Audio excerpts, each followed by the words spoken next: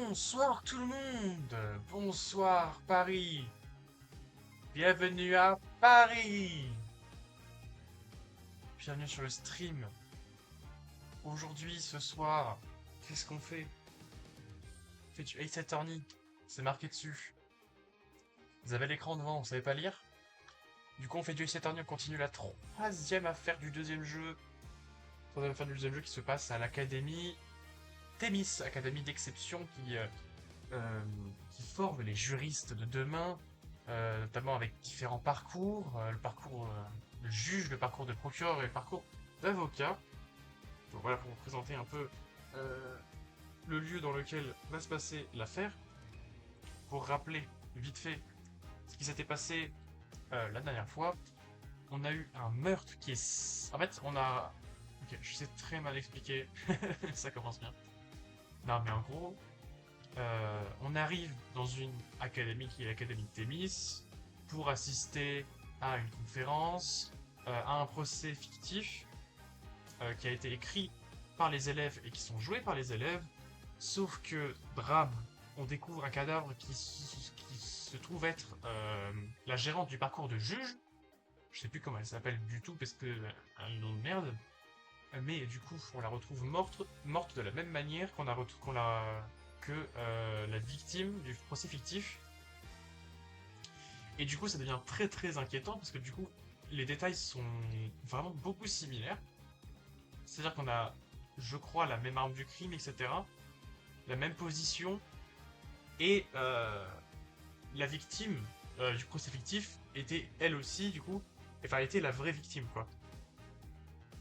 Donc c'est très inquiétant, surtout que on sait que le procès, le, le scénario du procès n'avait été communiqué que entre l'écrivaine, du coup, qui est la représentante du parcours de juge, Marguerite Dubois, qui est du coup l'accusée, et la victime. C'est donc les deux à connaître le scénario. On a aussi un triangle amoureux un peu bizarre entre Marguerite Dubois, du coup, euh, alors je sais plus comment c'est quoi son prénom, mais il s'appelle Archer quelque chose, et Camille. Un triangle amoureux, Camille et un garçon.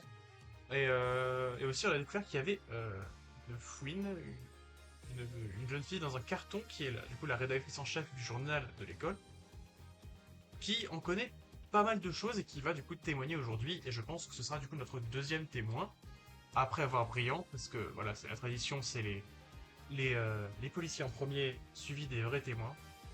Et puis, ben, on va pas non plus tergiverser longtemps, hein, on va y aller. Voilà, volte-face sur les bancs. Premier jour de procès, c'est parti. On va revoir la menoire, bien sûr. C'est vous. 25 octobre, 9h47, tribunal, salle des accusés numéro 3. Hum, j'ai trop le trac, c'est horrible. Alors, ça te fait quoi de gérer ta première affaire toute seule? Mon cœur ne s'est pas autant affolé depuis mon marathon de l'an dernier. Si tu continues comme ça, tu vas finir par voir des petites étoiles. Du calme, on est tous passés par là. Oh putain, fallacius là. Attends, je vais retrouver sa voix. Je suis un connard, hein. J'ai écouté avant, j'ai déjà oublié. Comment il parle? Non, ça c'est la menoire. Il fait l'idiot fallacieux. J'ai bien fait de m'inquiéter. Le procureur de la feuille est particulièrement cruel et est prêt à tout pour obtenir une condamnation. Encore ce laïus sur la fin qui justifie les moyens. Au regard des circonstances, nous devons combattre le mal par le mal. La fin justifie les moyens. Un vrai disque rayé. C'est votre méthode, professeur. Moi, je défendrai Marguerite comme je l'entends. Mademoiselle Sykes, vous m'avez pourtant dit hier, en tant qu'avocate, qu'est-ce qui vous tient le plus à cœur? Facile, professeur. Tout ce que je veux, c'est obtenir justice pour mes clients. Cependant, si ce procès se déroule et se conclut de la même façon que le faux procès, n'allez-vous pas réduire tous vos efforts à néant? Croyez-moi, je vais tout faire pour éviter ça. Ça alors, en voilà une jeune fille bien impudente. Dans ce cas, vous apprendrez à vos dépens. Ah merde, je croyais qu'il allait dire quelque chose après. Excusez-moi, professeur Fallacius, mais pourrions-nous en rester là? Juste ciel, veuillez me pardonner, je désire seulement protéger Marguerite par tous les moyens. Ça, on avait bien vu que tu voulais utiliser tous les moyens. Moi aussi, mais... Sur ce, je vous laisse. Merci, Fallacius. À cause de lui, j'ai 2 fois plus la pression. D'ailleurs, oui, j'ai oublié de dire quelque chose. Mais, comme l'académie de Thémis, c'est ça que ça s'appelle, hein. Oui, voilà, c'est l'académie de Thémis, et une académie perfectionniste, etc. Si un de ces étudiants, enfin, les étudiants sont obligés d'avoir un casier vierge, un casier judiciaire vierge pour pouvoir étudier dans cette académie. Ce qui veut dire que si Marguerite se voit attribuer enfin, est déclarée coupable, elle pourra plus étudier là-haut et elle ne pourra plus être avec ses petits gugus, enfin qui sont ses amis. Camille Bonga, du coup, et Arthur Larcher. Ils ne pourront plus être ensemble. Et du coup, voilà, ouais, les personnages vite fait pour Apollo, Phoenix, Vérité, on l'a pas trop vu, je sais pas pourquoi elle est là. Fallacius, qu'on vient de voir, qui est un professeur qui m'a l'air un peu extrême. La victime du coup Constance de la cour qui est morte, et c'est elle qui a invité Monsieur Wright. Voilà, elle a enseigné le cursus de juge, comme j'avais dit. Marguerite Dubois, notre accusé. Arthur Larcher, euh, un des deux crushs. Camille Bonga, un des deux crushs aussi. Fameux brillant, Bernard Lamenoir. Gavin qui a fait une petite apparition aussi, Gavin, ouais. Parce que c'est, en fait, Félix et Gavin étaient invités en tant que procureur et avocat pour pouvoir faire des conférences. Et enfin, Cosette Lafouine, une élève du cursus de juge, l'éditrice en chef de la Gazette, notre deuxième témoin. À cause de lui, j'ai 2 fois plus la pression. Ne te laisse pas abattre, Athéna, et n'oublie pas de sourire. Je m'en sortirai. Et je n'ai pas oublié les paroles de Monsieur Wright. C'est quand tout va mal qu'un avocat doit arborer son plus beau sourire. Le procès va commencer. Veuillez me suivre dans la salle d'audience. Apollo, cette fois-ci, tu devras épauler Athéna. Pas de problème, Monsieur Wright. Comptez sur moi. Mais oui, Apollo sera là pour me soutenir. Le destin de Maggie est entre mes mains. Je vais la sauver coûte que coûte. Le destin de Maggie. 25 octobre, 10h. Tribunal. Salle d'audience numéro 4. La séance est ouverte. Oh, il est là, la manoir. Avec son oisal. Je déclare la charge ouverte pour le procès de Marguerite Dubois. Athéna Sykes, avocate principale de la défense, est prête, votre honneur. Vous n'avez pas l'air de serrer. Vous n'avez pas l'air très sûr de vous. Vous allez bien, mademoiselle Sykes? Oui, tout ira bien. Oh merde, comment il parle, la manoir. Scheiße, vite.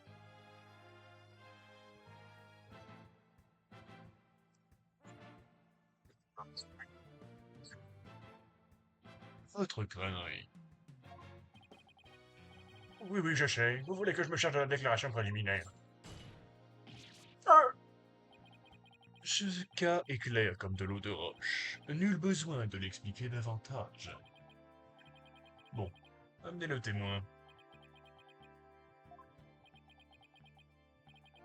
Auriez-vous un problème? Dites-nous tout, votre crâneté. Qu'est-ce que vous pèse déjà? Officier, faites venir votre premier témoin. Du coup, on n'a même pas le droit à une déclaration préliminaire? Brillant, brillant, nanana.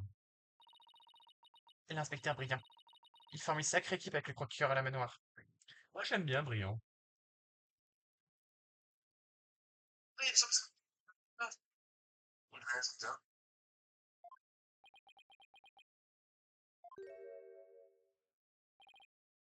Oh, c'est vrai, le résumé de l'affaire. Je m'en occupe. La cavalerie est là. L'inspecteur, ami de la justice, va tout vous expliquer en détail. Il vient de se passer quoi, là? C'est comme si c'était totalement synchro avec la manoir. Ça m'étonnerait qu'il puisse communiquer par télépathie. Si c'est ce que tu penses. Eh bien, inspecteur Brillant, veuillez nous présenter l'affaire. Le corps de la professeure de la cour a été découvert le 24 octobre à environ 14h30. Elle a été assassinée avec ce poinçon que j'ai ici, là.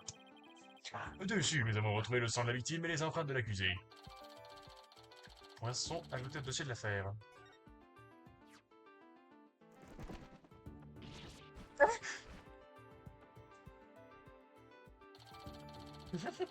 Rapport d'autopsie de la cour ajouté au dossier de l'affaire.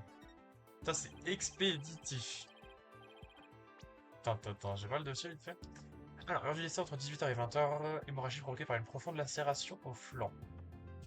Les marques au poignet laissent à penser que la victime était attachée, pas de blessure, mais la lacération était très violente. De toute façon, il est aussi capable de distribuer des preuves. La meneur l'a bien entraîné. Il devrait aussi l'entraîner à ne pas décoiffer les gens. Et on continue. Le corps a été découvert sur la scène en extérieur, mais il n'y avait pas une goutte de sang.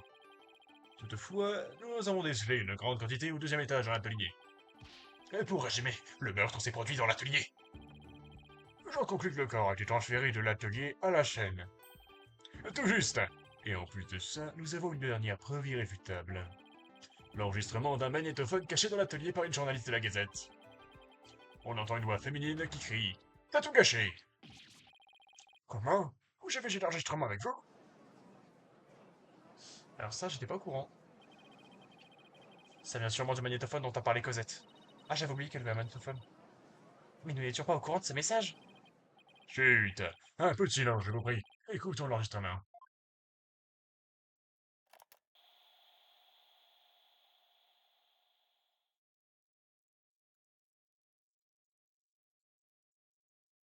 T'as tout gâché.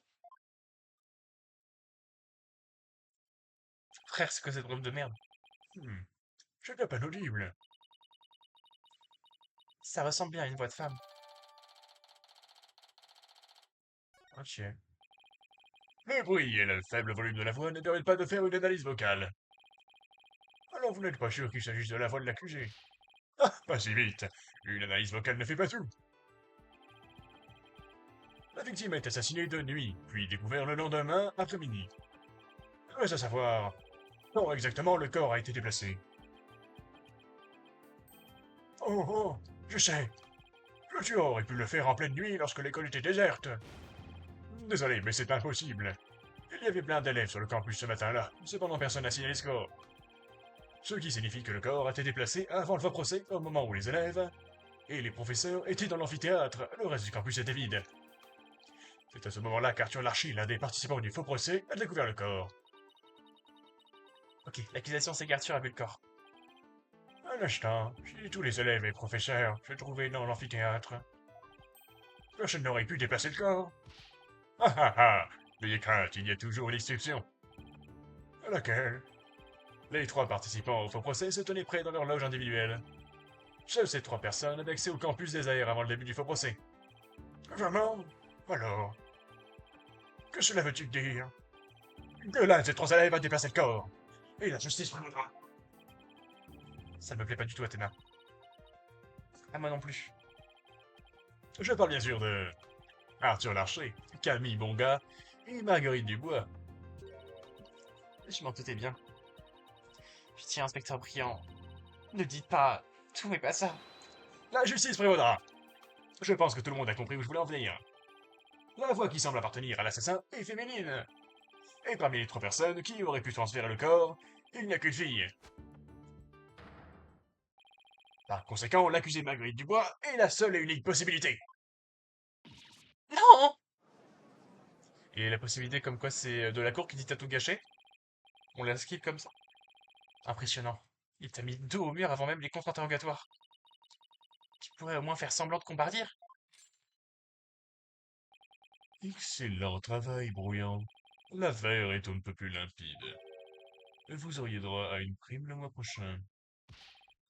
Ha ha, je n'ai que faire de l'argent. Seule la justice m'apporte. La justice prévaudra. Un abruti fini doublé d'un pisse-vinaigre. Oh la vache! Oh putain! Un pisse-vinaigre, je connaissais pas celle-là. Avec l'inspecteur Briand, ni la carotte ni le bâton ne fonctionnent. Officier, faites venir le prochain témoin là-bas. Ah putain, finalement, on n'a même pas contre-interrogé les Briands en fait. Oh putain, comment elle parle, elle. Cette salope. C'est elle qui est chiante. Non, c'est ma cuisse. C'est pas lui, c'est elle. C'est une chose de vivre dans le monde. Personne n'a jamais vu mon visage orange. Notre premier témoin est une boîte en carton.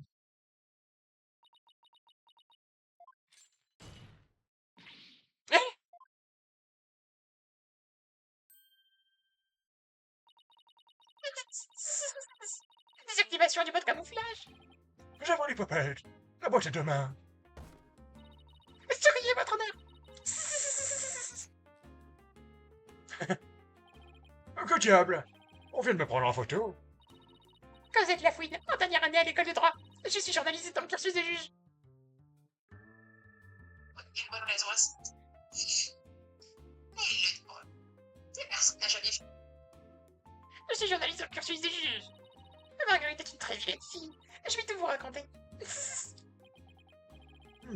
Pourrais-je vous demander de sortir de votre boîte? Si je révèle mon identité, je ne pourrai plus partir à la chasse au breton. La réponse est non. Je vous informe que les opérations secrètes sont au gagne-pain. Il est inhabituel d'appeler un témoin sans visage à la barre. En Toul, un ancien ninja m'a raconté que parmi les travailleurs de l'ombre, il y a ceux qui restent dans l'ombre et ceux qui sont morts. Oh, cela ne m'avait jamais traversé l'esprit. Très bien, si cela peut sauver une vie, je veux bien faire une exception. Un ancien ninja en prison? No way, pourquoi tu es si crédule? Nous écoutons votre témoignage, mais veillez à ne pas montrer votre visage. S'il vous plaît, madame. Voilà un pansement. Les similitudes entre l'affaire et le script. Le meurtre s'est déroulé exactement comme dans le script du faux procès de Marguerite. Jusqu'au dernier moment, seul le professeur de la cour et Marguerite connaissaient le contenu du script. Mais quand de la cour a refusé d'utiliser son script, Marguerite a été prise d'une rage folle. Marguerite est l'assassin. Il est vers mobile. Le meurtre est similaire à celui de son script. Le meurtre comme celui du script? C'est impossible. En comparaison script avec l'affaire, les photos de la scène de crime, vous verrez bien. C'est si enfant. À la portée d'un singe déguisé en vieux juge décrépit. De la cour et l'accusé étaient les seuls à connaître le script. Mademoiselle Dubois et l'assassin. En outre, dans l'atelier où le crime s'est censément produit, nous avons retrouvé le script du témoin ainsi qu'une enveloppe sur laquelle était calligraphié à lire. Cela démontre que le script de l'accusé a été rejeté la veille du faux procès. Elle a ordonné à la victime d'utiliser son script, ce qui a débouché sur une funeste dispute. C'est totalement logique. Et maintenant? Le procureur et la manoir mènent tout le monde à la baguette. Plus rien ne l'arrête. Ah, il est comme un pute-bulle qui te mord sans relâche. L'effronter mon script avec tout pour plaire, avec des fausses accusations et des trahisons. La défense est-elle prête à contre-interroger le témoin? Pas de problème. Je veux dire oui, je suis prête. Enfin, je crois. Je vais devoir trouver une faille dans son témoignage et tout déballer. J'ai vu ça tant de fois. J'y arriverai, c'est certain. Ok. Alors, les similitudes entre l'affaire et le script. Donc pour l'instant, on a le meurtre s'est déroulé exactement comme dans le script du faux procès de Marguerite. Est-ce que c'est vrai?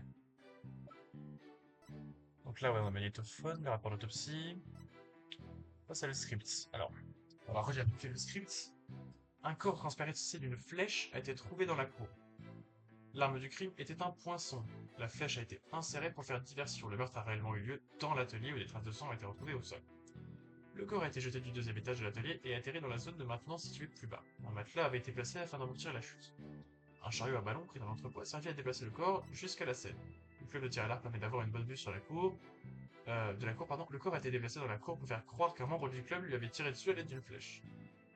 Poinçon, à acheter sur le budget de la fête de l'école, magasin de bricolage, flèche cible emprunte au club de tir à l'arc, on pourrait deviner une partie de l'intrigue, à voir. Et tu la voles au pire. Celui de sport, la victime sera vêtue de l'uniforme rouge du cursus de procureur.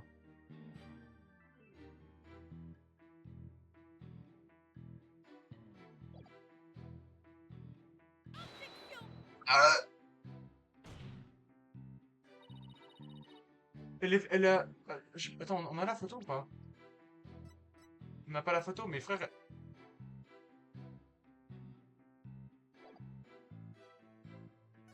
Comment ça, une annulation brutale?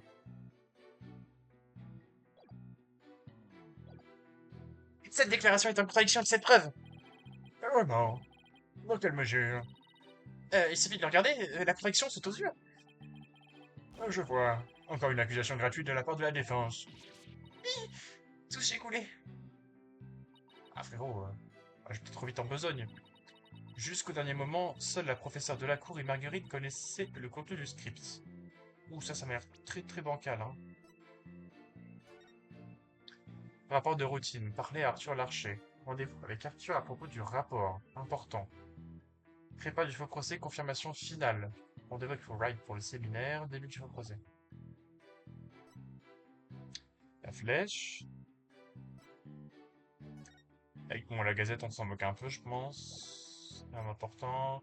Costume qui était censé porter Maggie. Un motif étoilé fluorescent invisible. Ça, quoi?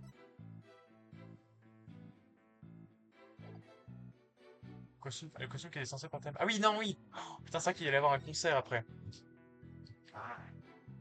Couvert de constellations, broches, lâches, bride de l'intérieur, à embellir avec des froufrous.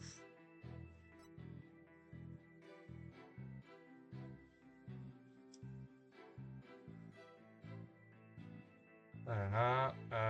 Ok, bon, ça a l'air chiant. Mais quand Delacour a refusé d'utiliser son script, Marguerite était prise d'une rage folle. Marguerite est l'assassin, elle a la mobile, et le meurtre est similaire à celui de son script. Elle en attaque. Le script et l'affaire divergent forcément quelque part. Ne vous attardez pas sur les détails, ça va vous donner des rides. Je ne m'inquiète pas. Bon, ma peau est douce comme de la soie. En effet, vous êtes douce. Doucement en train de perdre ce procès. Ça, le gros bouffe. Qu'avez-vous dit? La meneur a retourné ton discours contre toi. De quel côté es-tu? Dépêche-toi de me trouver une réplique de choc. Oula, tout doux, Athéna. Écoutez-moi bien. Il est vrai que les deux affaires sont quelque peu différentes. Déjà, dans le script du faux procès, la scène n'avait pas encore été érigée. Et dans notre affaire, les poignets de la victime ont été attachés. Mais les dites différences sont insignifiantes face à la pléthore de ressemblances. En tout état de cause, il est impossible de reproduire le script sans l'avoir lu au préalable. Je ne vais pas pouvoir mettre ça sur le compte de la coïncidence. Ça fait bon. Essayez, mademoiselle Marionnette. Comment ça, mademoiselle marionnette? Quelqu'un aurait pu y jeter un coup d'œil avant le faux procès. Ça m'étonnerait fort. J'ai essayé à de nombreuses reprises. Quelle fouine, cette Lafouine! Mais cette diablesse de Marguerite a des yeux dans le dos. Si une journaliste infiltrée comme moi a échoué, les autres n'avaient aucune chance. Elle n'a pas tort. Mais bon. Mademoiselle Lafouine, admettre. Vos méthodes sournoises ne vont-elles pas vous attirer des ennuis? Non, mais vous m'avez incité à le lire. N'importe quoi, c'est elle qui a avoué à ses propres crimes.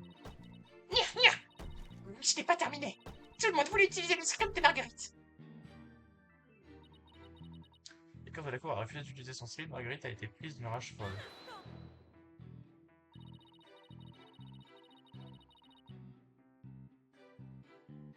Comment savez-vous que le professeur Delacour ne comptait pas utiliser son script? Dans l'atelier, là où ce crime odieux a été perpétré, se trouvait une enveloppe qui contenait le script de Mademoiselle Lafouine. Manifestement, le script qui allait être utilisé appartenait à la jeune fille au carton. C'est tout naturel que mon script ait été préféré au sien.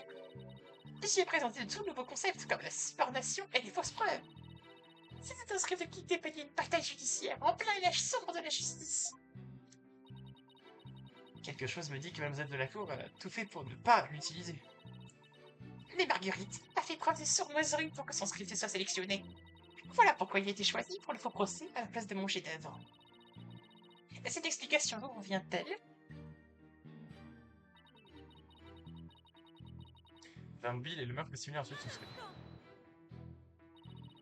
Quiconque ayant assisté au faux procès aurait pu imiter le crime. Après avoir vu le faux procès, n'importe qui aurait pu maquiller le corps comme dans le script. Oui, mais c'est avant que le corps ait été découvert. Ce procès qui oppose un canari et un faucon me rend là. Qu'avez-vous dit? S'il est si là, il devrait arrêter de souffler autant. Il économiserait son énergie. Arrête tes âneries, Apollo! Tu vas me traiter de canari! Ne laisse pas t'atteindre, dis-toi que les canaris sont l'esprit vif, tout comme toi. Je déteste me répéter, alors écoutez-moi attentivement, mademoiselle Sykes.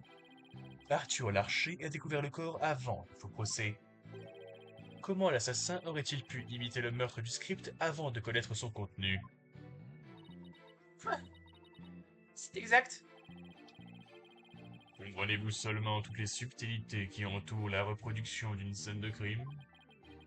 Non, je ne crois pas. Vous avez l'intellect d'une élève de primaire. De primaire? Les témoignages d'une jeune journaliste citèrent l'avocate Athena Sykes, une légende de qualité. Putain, s'il avait dit fin de citation, je me serais tapé une barre par contre. Là, s'il avait lâché une fin de citation, frère, j'aurais pété un câble. Je me suis dit, ah bah, je connais son père.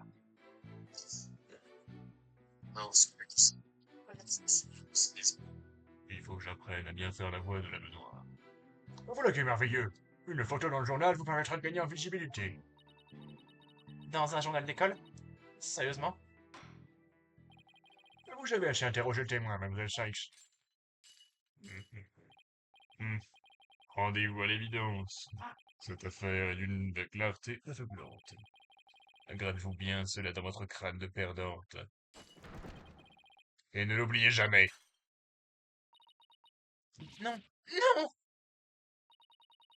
Tous mes arguments me reviennent en pleine figure. Ce n'était pas censé se passer ainsi. Je ne sais plus quoi faire.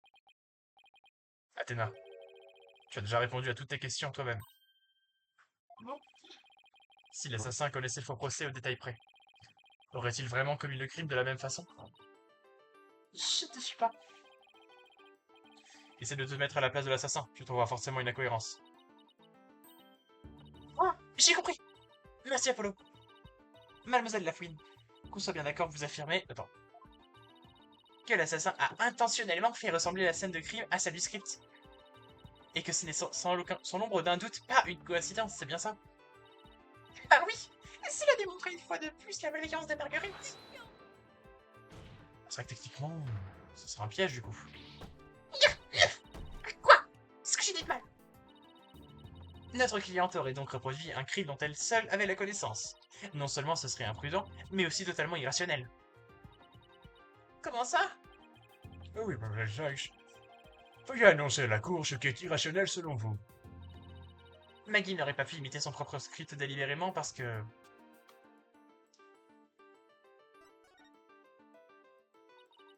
la scène du crime était une copie conforme de celle du script. En soi, c'est complètement irrationnel. Je vois pas où est le problème.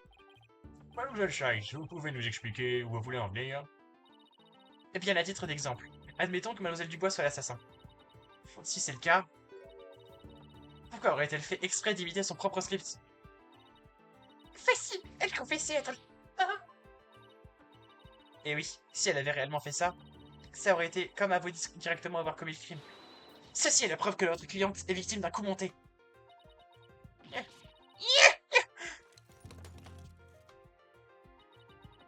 Le corps a été découvert le jour du faux procès, donc au moment où les détails ont été révélés. Par conséquent, le meurtre n'aurait pas pu se passer exactement comme dans le script. Je vois que ça vous... Je vois que ça vous monte déjà à la tête.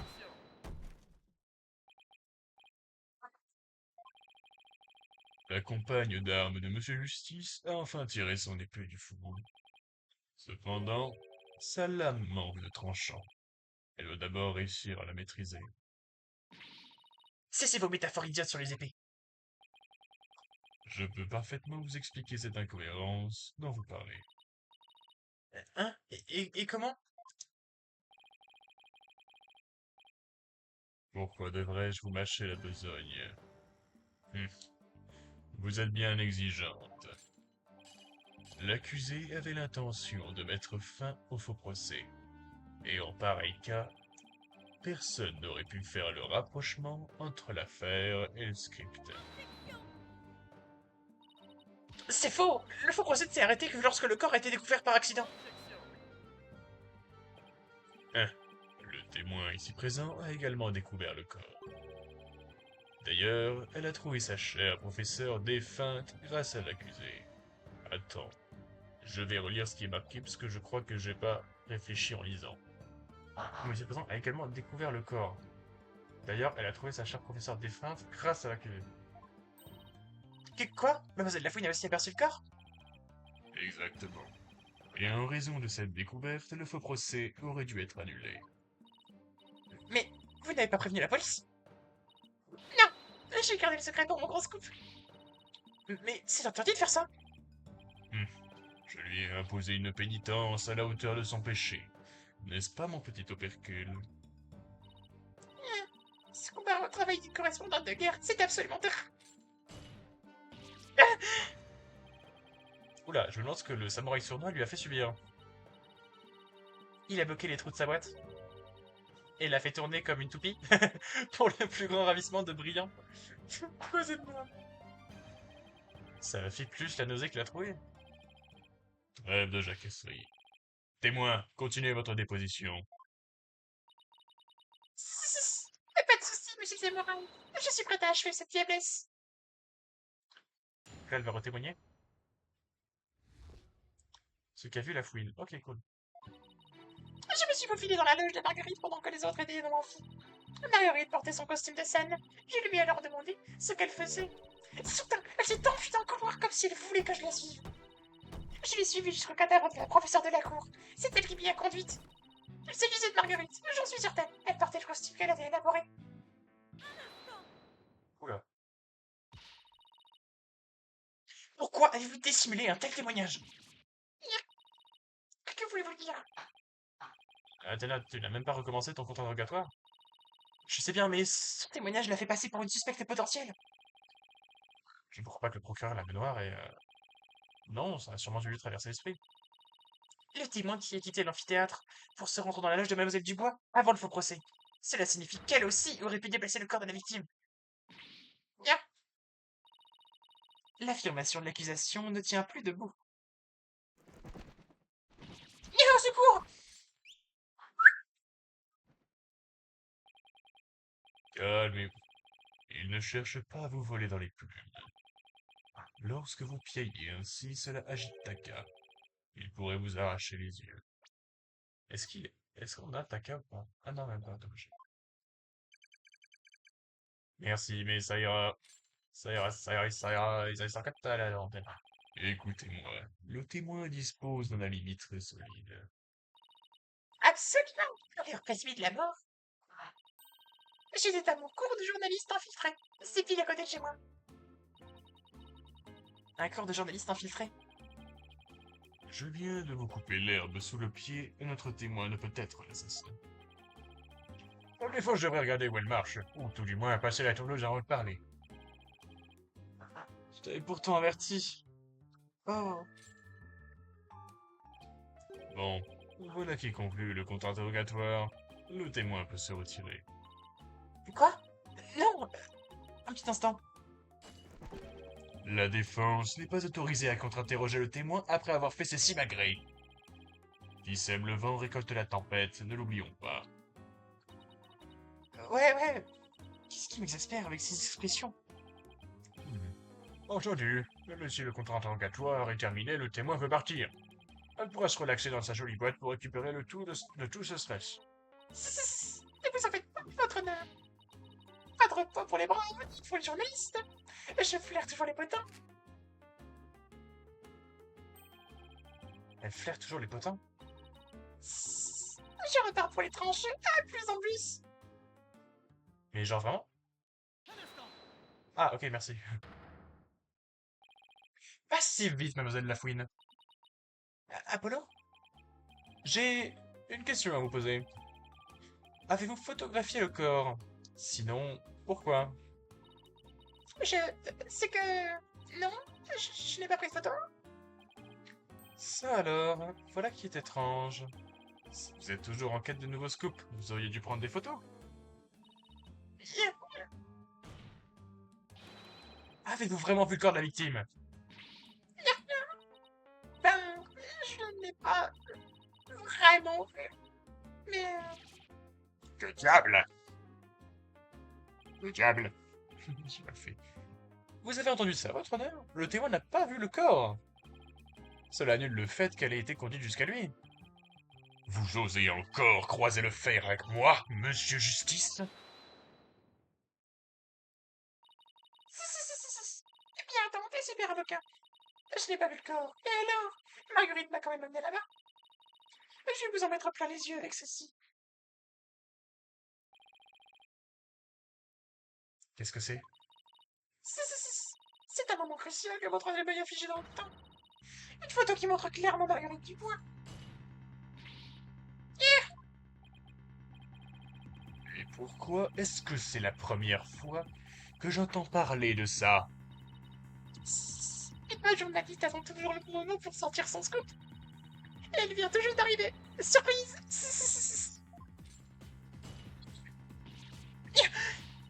Arrêtez, pas taper. C'est une exclue bien trop précieuse pour être révélée tant. Elle a pour outrance d'avoir caché ça à la baignoire. Ou alors c'est une nouille. En tout cas, je m'y attendais pour voir si c'est une tête de Neige. Athéna, cette photo. Elle ne fait que montrer le sujet de dos, tu vois? Ah, ce qui veut dire que... Eh oui, si ça se trouve, ce n'est pas une photo de Marguerite. C'est hors de propos. Ce qui est pertinent ici, c'est que... quelqu'un a mené le témoin jusqu'au corps. Voici le chemin emprunté par l'accusé. Alors, le témoin a poursuivi l'accusé ainsi après que cette dernière a quitté la loge.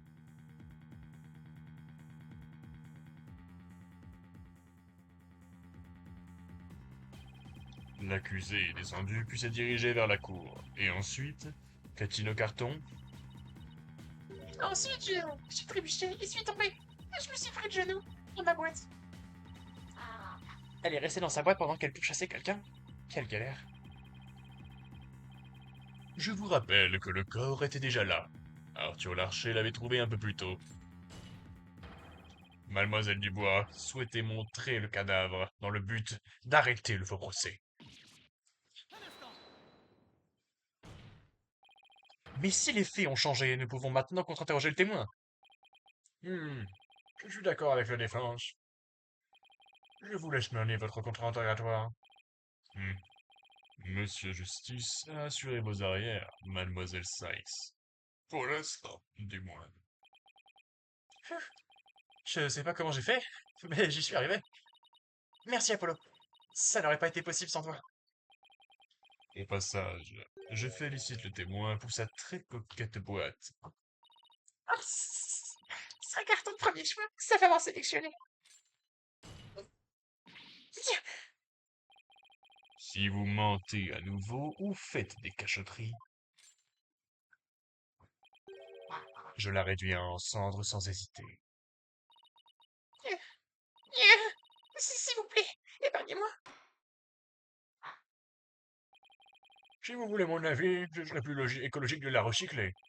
Bien, mademoiselle Sykes, vous pouvez contre-interroger le témoin. C'est poli.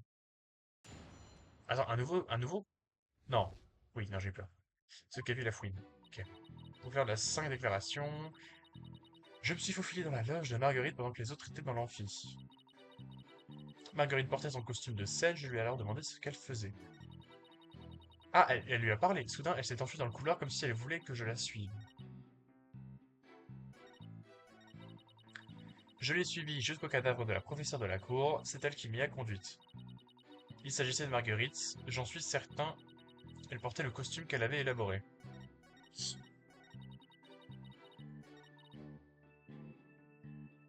On va regarder un peu ce qu'on a, je veux bien... Ah ouais, je peux pas voir la photo. Bon, on va attaquer déjà. Vous vous êtes faufilé à l'intérieur? Mais à quelle fin? Je cherchais un scoop croustillant sur Marguerite pour rameuter du monde pour mon club. Ah. Pour l'instant, j'en suis la seule et unique membre. Sans moi, il finit aux oubliettes. C'est la notoriété de la Gazette de Thémis qui est en jeu. Qu'est-ce qu'il y a? Ça pue? Ah, j'aère tous les jours. Qu'est-ce que tu veux que je fasse? Eh, mais qu'est-ce que tu veux que je fasse? Oui. Non. Oui, mais comme ça fait tous les soirs.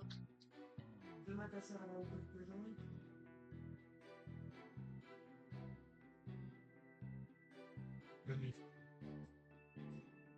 Les moyens qu'elle emploie sont discutables, mais son initiative est louable. Oyez, oyez. Vous êtes en quête de frissons journalistiques. Alors venez vous inscrire au club de journalisme. Fin de la page de publicité. Bon, où en étais-je? Je vois que Cosette est une sacrée fonceuse.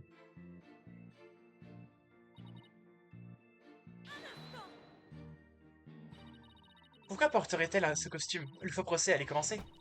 Qu'est-ce que j'en sais, moi? Si vous ne me croyez pas, regardez cette photo. Ah non, on peut pas savoir qui c'est, hein. Elle a quand même la peau très très blanche, hein. Ouais, elle a la peau blanche. Tu vois, c'est là que je me dis que ça peut pas être Camille, par exemple. Mais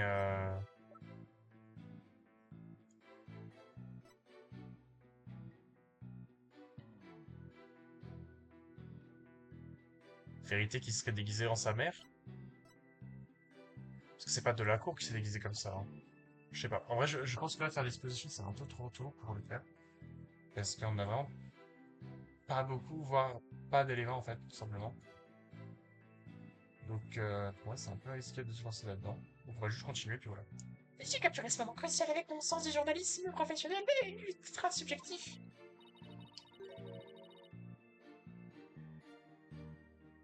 Mais vous n'avez photographié que le dos de la personne. J'aurais dû prendre son visage en photo alors qu'elle s'enfuyait. J'imagine que non, mais... Bon, ça ne mène à rien. Je crois. Mais quoi qu'il en soit, cette photo montre bien Marguerite dans son costume de scène.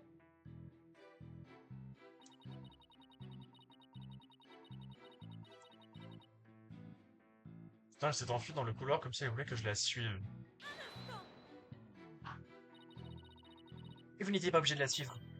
Je suis mon instinct de journaliste, maître Clouche ça m'a dit. Cela dit, vous n'avez pas réussi à la rattraper. Les journalistes infiltrés savent toujours se relever. D'ailleurs, n'êtes-vous pas tombé pendant la poursuite? Vous avez trébuché sur votre boîte.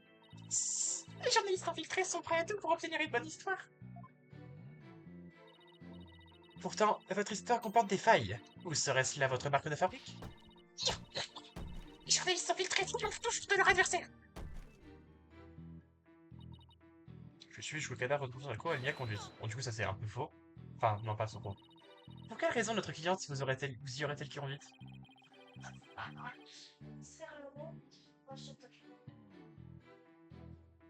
Qu'est-ce que tu veux? Mais ferme la porte, s'il te plaît, si t'as juste.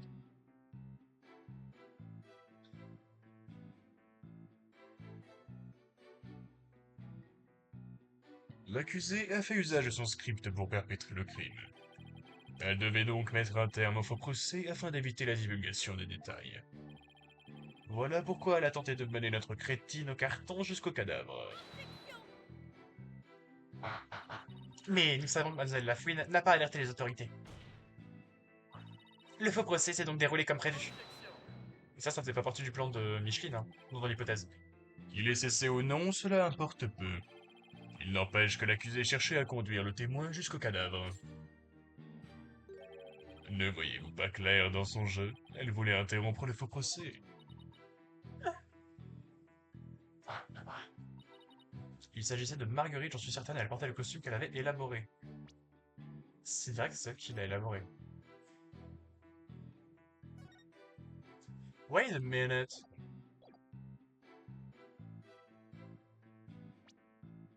Bah non, du coup. C'est pas du tout ce costume. Mademoiselle Lafouine a identifié notre cliente sur cette photo uniquement parce que... On y voit quelqu'un porter le costume de scène de Mademoiselle Dubois. C'est bien le costume de Marguerite, et elle le porte. C'est évidemment. C'est évident, pardon. Non, votre argumentation est en carton. Hein? Et voici un dessin du costume de scène de notre cliente. Oh, quel magnifique costume! Les constellations sont éblouissantes. Vous avez bien fait d'en parler, puisque ces étoiles sont très importantes. Sur le dessin, on remarque des constellations sur tout l'extérieur du costume. Mais sur le costume de la photo, il n'y a aucune étoile. Oh, ce qui veut dire... quoi exactement? Et votre honneur, il n'y avait pas d'autre costume bleu sur scène. Ce qui ne laisse croire que la personne sur cette photo portait le costume de notre cliente à l'envers. Mais pourquoi Mademoiselle Dubois commettrait-elle cet impair? L'idée n'est pas de savoir pourquoi, mais plutôt qui a commis cet impair. Attendez, vous ne pensez tout de même pas? Si, vous m'avez bien comprise. La créatrice de costume n'aurait aucune raison de le mettre à l'envers.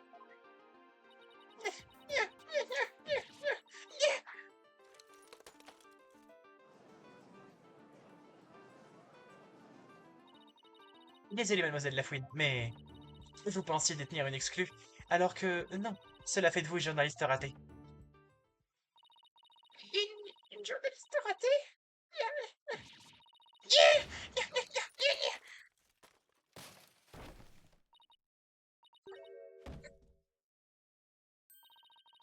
Encore mademoiselle Lafouine, je rencontre enfin la demoiselle sous la boîte. Vous n'avez rien vu du tout. Je vous arrête tout de suite, Mademoiselle Sykes. J'aimerais que nous nous concentrions sur le pourquoi du comment. Que voulez-vous dire? Mademoiselle Marguerite Dubois. Oh merde, oui, putain, ils l'ont ramené d'un coup, frère. Je m'y attendais pas, frère. J'ai oublié sa voix, moi. Attends, Dubois, où est-ce que je l'ai mis? Là. Je crois que c'est un peu Fisk de base. Oui, Que faisiez-vous le matin du faux procès? j'étais dans ma loge. Je recouvrais mon costume de peinture fluorescente.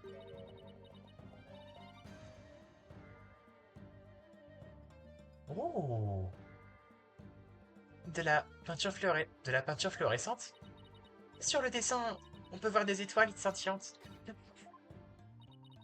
J'ai donc peint l'intérieur du costume pour le faire briller. Fluor. Quoi déjà, la fluorure? Votre costume avait des carrés? Non, fluorescent, c'est-à-dire lumineux. La peinture l'aurait fait briller dans le noir. Oui, vous en avez appliqué à l'intérieur du costume, et ensuite. Attends quoi, à l'intérieur? Non, pas à l'intérieur du costume, à l'extérieur. Ah si, brille de l'intérieur. Ok, mine. Grave là-dessus. Alors j'ai mis le costume à l'envers, sur le mannequin. À l'envers, donc.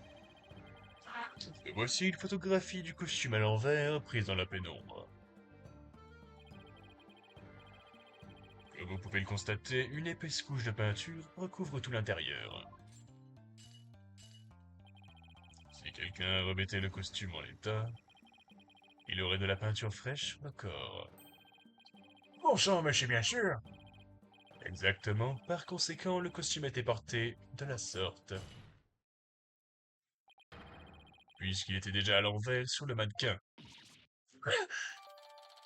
Photo du costume ajoutée au dossier de l'affaire. Ça ne m'étonne pas qu'il ait eu une photo. On est tombé dans son piège. Ouais, l'âme noire avait sûrement prévu son coup. N'empêche, tu devrais examiner attentivement cette photo. Oh, dis-moi que tu as trouvé un truc qui fait tache. Un peu de mon neveu. Regarde au niveau de la poitrine. Ça m'a tout l'air de des empreintes de main. Mais tu as vu juste? Maggie ne l'aurait sûrement pas touché si la peinture était encore fraîche. Ne vous bercez d'illusions, mademoiselle Sykes. Tout le monde peut se tromper, y compris notre accusé, n'est-ce pas? Donc en fait, vous voulez que j'étaye mon affirmation? Oui, avec une preuve. Ça ne devrait pas poser problème, hein. Tu ne peux pas baisser les bras. Je ne baisse pas les bras, mais ça ne veut pas dire que j'ai pensé à tout. Quoi? Alors tu bluffes? J'étais censé faire quoi? J'en ai marre de perdre contre lui. Mais tu as raison, il ne reste qu'une seule solution. Je vais devoir présenter une pièce à conviction. Go, go, go! Vous désirez me défier, jeune fille? J'accepte volontiers. La personne qui a touché le costume devait avoir les mains fluorescentes.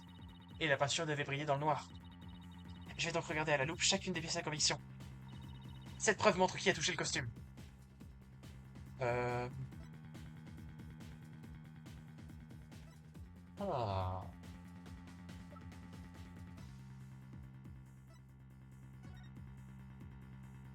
Le problème, c'est qu'est-ce qui... Y a rien qui a du fluorescent, en fait. Là, on a... En fait, comment tu veux savoir s'il y a de la fluorescence quelque part? Là, on voit rien, c'est juste de l'ombre, pas de taches. Là aussi. Bah, ici,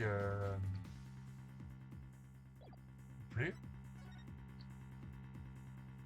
Oh, bah putain, je suis con. J'avais oublié. Oh, j'avais oublié qu'il y avait les putains de mains fluorescentes, ce gros con. Oh là là, quel con, putain. Mais oui, du coup, bah, c'est lui, quoi. Donc oui, bah attends, c'est quoi? C'est celui-là qu'il faut montrer, ouais. Voilà. Un journal des élèves. Fascinant. Observez cette photo avec la lumière tamisée. Les projecteurs sont braqués sur Mademoiselle Dubois. Regardez les mains de Monsieur Bonga, qui se tient derrière le blanc d'accusation. Vous pouvez voir qu'elles brillent, exactement comme la peinture fluorescente de Mademoiselle Dubois. En effet, elle luise avec intensité. Pourquoi aurait-il mis de la peinture fluo sur ses mains pendant le faux procès? Ce n'était pas délibéré. C'est arrivé lorsqu'il a enfilé le costume. Oh! Ça signifie que... Quoi exactement? Cela signifie que la personne photographiée dans le costume n'est pas Marguerite Dubois. Il s'agissait de son ami Camille Bonga. Comment?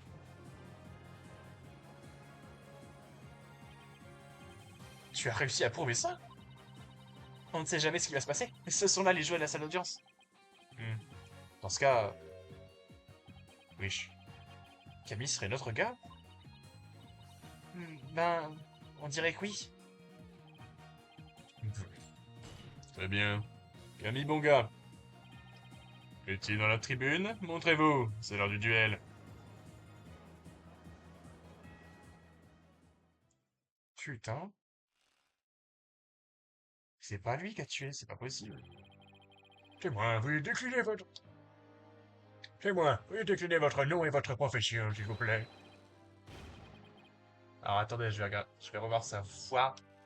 Rapido. Alors c'est quoi? C'est Camille Bonga, donc c'est lui. Je suis Camille Bonga. Je veux devenir artiste. Je m'entraîne nuit et jour. Ouais. Non, c'est pas du tout ça. L'air doit être sincère, mec. Je conclus que vous êtes artiste en herbe.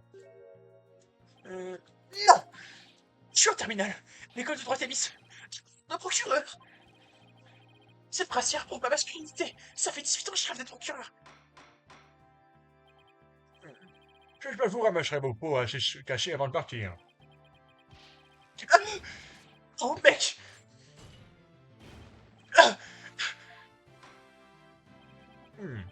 Le témoin semble avoir recouvré ses esprits. Après tout ce temps, plus rien ne saurait décontenancer ce bon vieux juge. Vous pouvez commencer votre témoignage, monsieur Bonga. Veuillez nous expliquer pourquoi vos mains étaient fluorescentes. S'il vous plaît, je viens pas. Déclaration du témoin. Pourquoi j'ai touché le costume? Je suis allé voir Marguerite dans sa loge. Il n'était pas là. Quand je suis passé à côté du costume à Foufou, j'étais en mode ouah. Le mannequin, il est tombé sur moi. Je me suis taché en le rattrapant. Mais j'ai pas enfilé le costume, ce serait débile.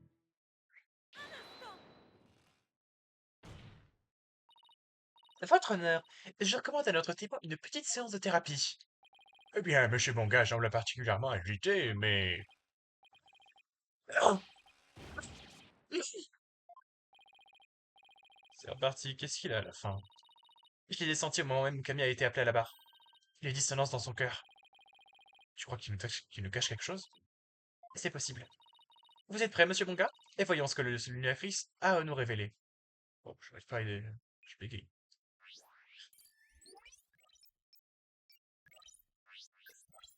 Alors.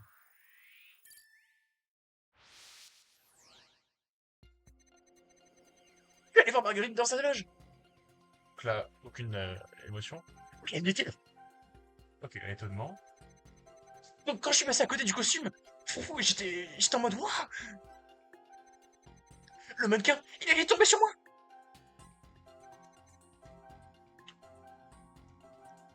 Comment ça, waouh? Ah, il était content parce qu'en mode il était en mode ouais, beau costume. Je me suis taché en le rattrapant! Mais j'ai pas enfilé le costume! Ce serait débile!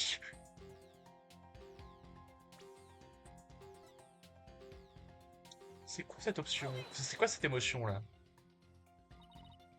Monsieur Bonga, cette émotion vient contredire votre témoignage. Qu'est-ce que vous racontez? C'est même pas vrai! J'ai que deux émotions, la testostérone et la tête brûlée! Mais ce n'est pas des émotions! Je me suis trompé quelque part? Bon, je ferais mieux de réessayer. Eh bien, je vous attends, vous pouvez toujours essayer. J'ai pas peur de vous. Parfait. Pourquoi il est en colère?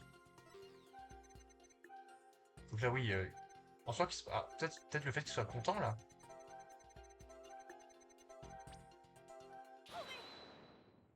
Bah, c'était ça, oui. Lorsque vous avez parlé du costume de scène, j'ai perçu une soudaine joie. Et vous voulez bien nous expliquer, monsieur Bonka? Ah, attendez! Quoi? Pourquoi un vulgaire bout de chiffon me rendrait heureux? Aucune idée. Mais curieusement, ce costume a l'air de vous fasciner. Vous ne l'auriez pas enfilé par hasard? C'est pas mon genre. Je suis un mec. Les robes, c'est pour les filles.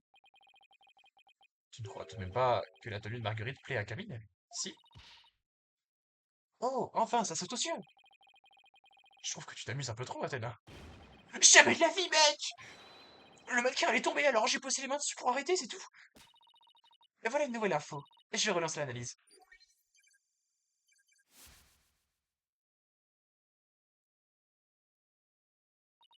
Hmm. Même après la mise à jour, il y a toujours un truc qui cloche. Comment prouver que sa déclaration réfute ce qui s'est vraiment passé? Avec la... Enfin, le frérot, il... Bah, attends. Ça veut dire Enfin, non. Attends, quoi? Comment il a mis ses mains? Attends, il les a mis comme ça? Oui, il les a mis comme ça. Il les a mis sur lui comme ça. Pour tel costume... Non, pas avec... Quoi? Attends, j'arrive même pas à voir le sens, en fait.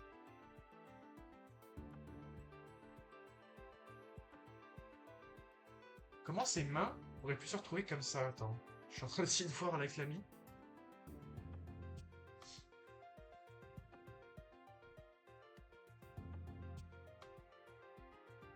C'est étrange. Ah, mais comme ça, attends. Il se maintenait ça comme ça contre le corps. Il le maintenait comme ça contre son corps. Ok, waouh, la vache. Position bizarre pour mettre ses mains, mais...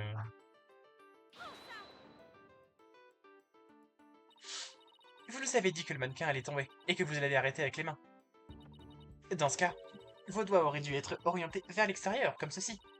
Mais les empreintes ne montrent pas cela. Ça ressemble plutôt à vos pouces à la base de vos paumes. Pourquoi aurais-je laissé ces empreintes bizarres? Vous connaissez déjà la réponse. Vous les avez laissées en ajustant la cape. Exactement comme le modèle sur ce dessin. Roi! Crachez le morceau, monsieur Bonga. Vous avez enfilé le costume de scène. Et vous avez bien les vêtements de Mademoiselle Dubois, je me trompe? D'accord, j'ai mis le costume, je l'avoue. Mais... j'ai les vêtements... Mon fille... Fuck. Oula, oh putain. Super, une nouvelle info insérée. C'est parti pour une autre mise à jour. Alors... Je suis entré en sachant que le costume... Je suis entré en sachant que le costume était là. Mon cœur battait, la chamade, même si je suis un mec. C'est là que je l'ai vu, il était si magnifique. J'étais en mode... Ouah, je suis un mec, mais... C'était trop épais. C'est vrai, quoi. J'ai enfilé des vêtements de fille. Mais c'était à des fins purement artistiques.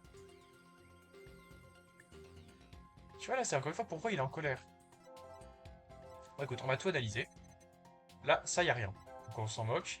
Alors là, il y a beaucoup d'émotions, je vais laisser pour après. Là, il y a juste la joie. Donc soit enfin, la joie, c'est normal. Donc la 3, elle sert à rien. Alors pourquoi il était... Non, là, c'est trop bizarre. Pourquoi il est triste? Pourquoi il est triste ici, là? Voilà, cette émotion n'a pas sa place ici. Et alors? Vous commencez vraiment à me chauffer, mec! Monsieur Bonga, vous étiez content de mettre le costume. Mais vous avez aussi ressenti de la peine. On s'en fiche de ça. C'est pas la peine de s'en préoccuper. Monsieur Bonga, il est l'heure de vous mettre à table. Pourquoi étiez-vous triste? Et vous nous cachez quelque chose, n'est-ce pas? Oh, non! Nous ne sommes pas dupes. Dites-nous ce qui vous rendait triste. Ok, vous avez gagné! Si vous voulez la jouer comme ça, je vais vous le dire. J'étais triste parce que... Parce que... Parce que... J'aurais pu me déguiser, j'aurais jamais autant de charme que Marguerite. Ne le prenez pas mal, mais vous êtes une tête brûlée. Ça m'arrange rien. C'est fou ça. J'avais des vêtements de fille. J'aurais dû avoir l'air charmant. Mais... Mais... Quelque chose m'en empêche. Oh là, je perçois beaucoup de colère et d'émotions à l'état brut. Son cœur souffre, ses émotions sont incontrôlables. Des émotions incontrôlables? On en a déjà vu dans l'affaire du Vallon de Neufqueux. Il suffit d'identifier la source de sa colère incontrôlable, c'est ça? C'est ça. Aide-moi à trouver une bonne incohérence entre ces déclarations et les images qu'on voit. Si on réussit, on pourra l'extirper de ce qui le torture. D'après Monsieur Bonga, quelque chose l'empêche d'être charmant. Quelque chose qui ne va pas avec les vêtements de fille. Qu'est-ce que ça peut bien être? Ok, je vais témoigner.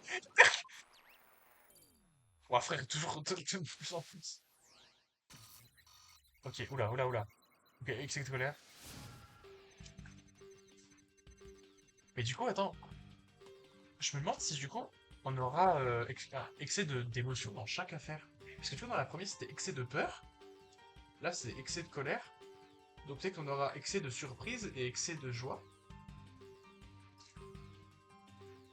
On verra. En tout cas, c'est bien un jeu en tête avec vice-versa quand même. Hein. Je suis en train de sentir que le costume était là. Mon cœur battait la chamade, même si je suis un mec. C'est vrai, j'ai senti un truc très fort en voyant son costume à froufrou. J'avoue que j'ai enfilé des vêtements de fille. Lorsque j'ai mis la capuche, j'ai eu l'impression d'être une vraie diva. Ça m'a fait du bien, j'avais totalement l'air d'une fille. C'est son zizi qui l'empêchait d'être une fille. Non, là, j'avoue que je suis perdu. On cherche donc la source de son agitation. Oui, cette répression émotionnelle crée forcément l'incohérence dans son témoignage. Comparons les images avec son témoignage, ça nous aidera à trouver le souci. Je suis entré en sachant que le costume était là. Mon cœur battait la chamade même si je suis un mec. C'est pas ça?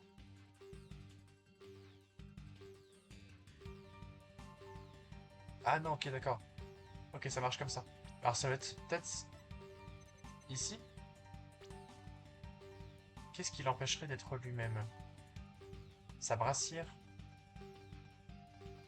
Ce serait vraiment sa brassière? Parce que j'y ai pensé et je me suis dit, il a dit que sa brassière c'était le symbole de sa virilité. Mais pourquoi une brassière, ça serait... Monsieur Manga, vous ressentez une grande colère vis-à-vis de votre brassière, non? Ce qui vous empêche d'être charmant? Hein? De quoi? Monsieur Manga, en vérité, vous souhaitez retirer votre brassière, c'est ça? Mais pas du tout, mec! C'est un symbole de masculinité! Jamais je pourrais l'enlever! Vous ne pouvez ou vous ne voulez pas l'enlever. Oh! Mec! J'aurais dû la fermer! On nage en plein délire. Il éprouve une colère très intense envers sa brassière. Un symbole de masculinité. Mais il ne peut pas la retirer, même quand il essaie de se faire beau. Et pourquoi sa brassière lui pose-t-elle autant de soucis d'ailleurs? Je sens qu'on est sur le point de découvrir un secret qui va tout chambouler. Athéna, est-ce que ça va? Camille nous a pas encore tout dit. Il nous cache un gros secret. Attends. Ce serait pas une fille quand même.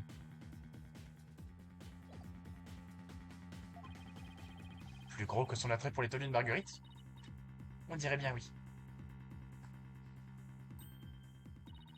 Non, pas possible. Je viens d'avoir une idée, mais c'est complètement dingue. Monsieur Bonga. Quoi? Je vous ai percé à jour. Et si j'ai raison, votre petit secret en est un énorme. Ça a l'air fou, mais je suis à court d'options. Vous êtes une fille. Monsieur Bonga, ou plutôt, Mademoiselle Bonga, vous êtes et avez toujours été une fille. Pardon? T'as perdu la boule, Athéna? Non, je suis un peu plus sérieuse. Certes, je n'ai pas de preuves directes, mais c'est ce que le cœur de Camille proclame haut et fort. Un trans, je crois quand même que tu es tombé sur la tête. Camille carbure à la testostérone, il est rien d'une fille fouillant.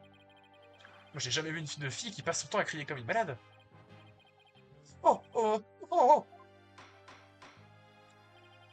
Dans ma vie, j'ai vu des témoins à l'appel. Mais s'il est une fille, c'est l'actrice la plus convaincante que j'ai jamais rencontrée. Je vous donne mon verdict à ce sujet. Camille Bonga est sans conteste un homme. Toi, on s'en bat les couilles. Oh, oh, oh, oh. Semblez à Monsieur Justice sur un point.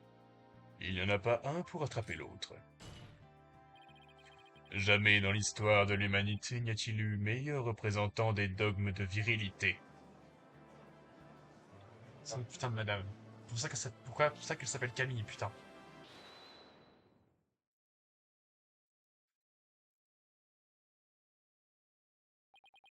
Oh. Ah. Bon, monsieur, vous avez fini de parler sur mon dos? Je... Je...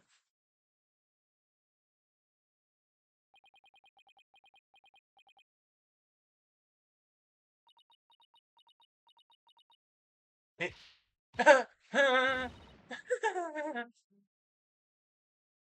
sais pas que c'est qui rigole, mais... Quoi? Oh shit. Madame? Je vous rassure, elle... Quoi? C'est une fille ou pas? Une poitrine.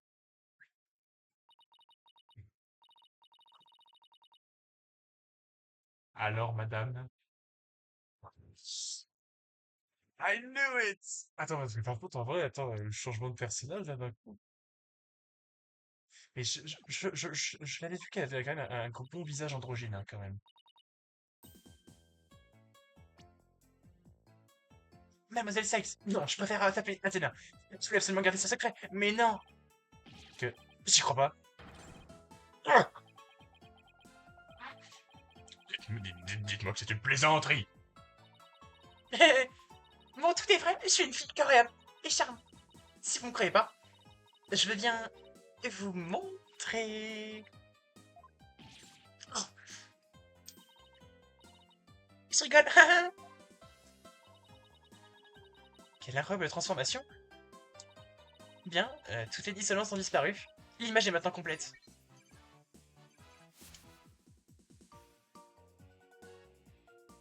Après, ça pouvait être un garçon qui aime bien s'habiller en fille, hein.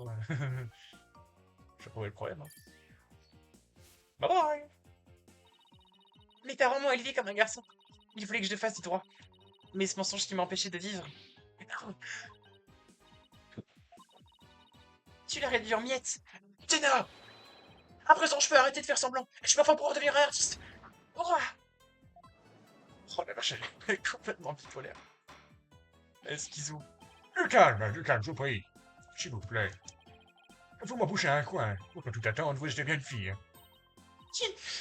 pourquoi vous regardez tous comme ça, une bête curieuse? C'est comme si j'étais une star de cinéma. Mais pas de paparazzi. Je tiens à ma vie privée. C-O-M-T-R-I-S. Pas de photo, vous regretterez, mec. C'est moi ou Camille est encore plus sur le voté qu'avant. Peut-être qu'il faut dire qu'elle a une pression en moins sur le cœur. Littéralement. Tout ceci est très bien, mais que cela change-t-il? Oui, notre témoin est une fille et cela change la donne. Parce que nous avons une pièce à conviction à revoir. Entendu. Voyons ce que la défense a à nous présenter. Quelle pièce à conviction doit-on réexaminer suite aux nouveaux éléments? Bah... Ça? Enfin... tant que ça, non? Euh,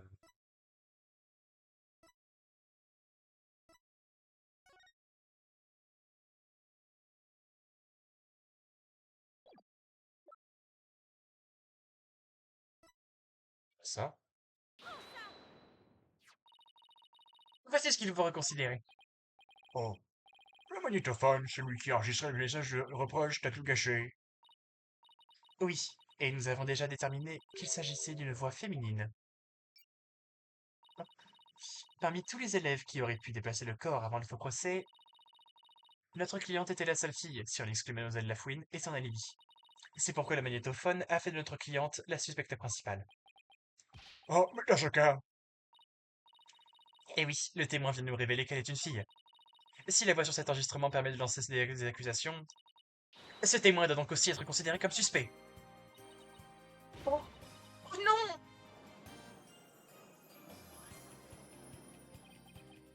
Ouah, ce coup de théâtre. Bravo. Tu as trouvé une faille dans l'une des pièces à conviction clés de l'accusation.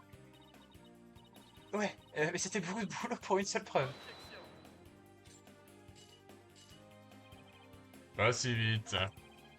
Vous oubliez qu'une seule personne connaissait le contenu du script. Marguerite Dubois est toujours notre suspecte principale. Mais Mademoiselle Bonga nous a caché sa véritable identité. Si vous voulez mon avis, ce n'est pas une enfant de cœur. C'est méchant, Ténard. Comment peux-tu m'accuser comme ça? Je suis une petite fille faible et innocente. Quand je pense à ce meurtre, ça me rend... Oh.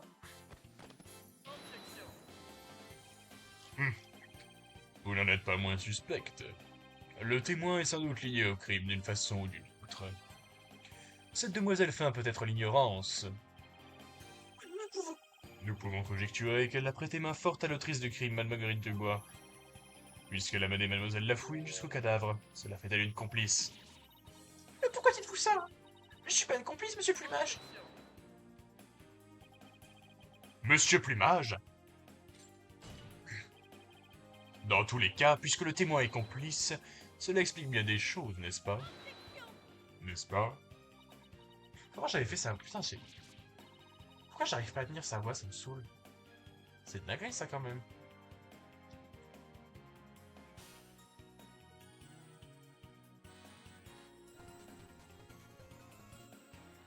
Il est mieux de vous expliquer, monsieur Bell. Bien sûr, c'est précisément ce que j'allais faire. Oh là là, le renard. Derrière le bar. Bien, observer. Le bar avant, il a pu observer tout. Et pourquoi personne ne vous jamais vu? Tout à fait. Il a pu observer tout. Tout à fait. Il a pu observer. Ah! Il a rendu ça parfaitement logique. Et il continuera d'accuser Maggie. À moins qu'on lui prouve que quelqu'un d'autre a lu le script. Mais comment cette personne aurait pu mettre la main sur de telles informations? La seule façon de connaître le script était de...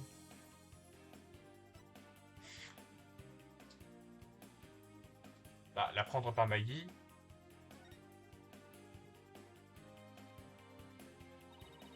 Désolé Maggie, mais ça ne va pas te plaire.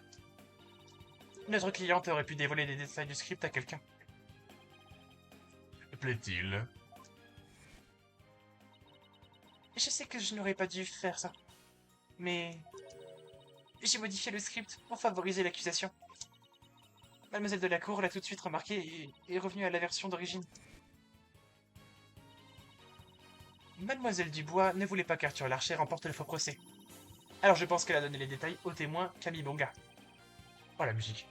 Je vois, si Camille gagnait, Arthur n'aurait pas pu faire sa déclaration à Marguerite. C'est ça, Maggie essayait sûrement de préserver leur amitié. Comment as-tu pu? C'est du vent! C'est du vent tout ça! Marguerite ne m'a jamais parlé du script! Jamais! Vous êtes sûr? Regardez-moi dans les yeux et jurez-le. Athéna, tu es vilaine! Tu n'as aucune preuve! Oh.